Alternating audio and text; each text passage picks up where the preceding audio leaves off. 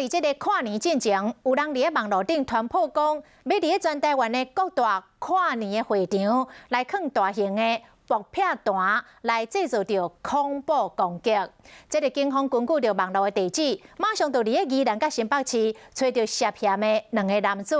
但是因2个人拢讲稍后去互偷用去。这警方继续来追查，原来主嫌是高雄一个27岁青年，随着甲人铐起来了。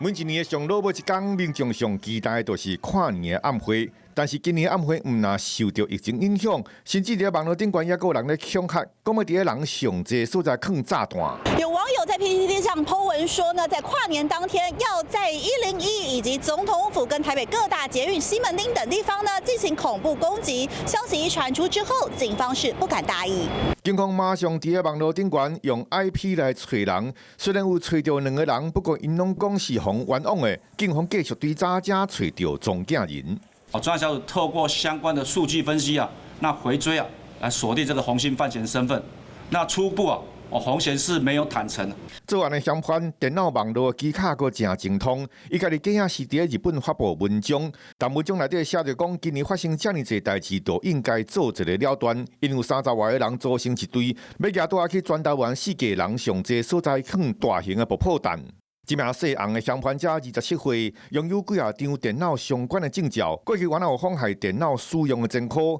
但是伊去掠到的时阵，手机、电脑资料全部抬了，原来后人犯案。即马警方要利用上先进的科技，将资料找到回来，要厘清伊真正的犯案动机。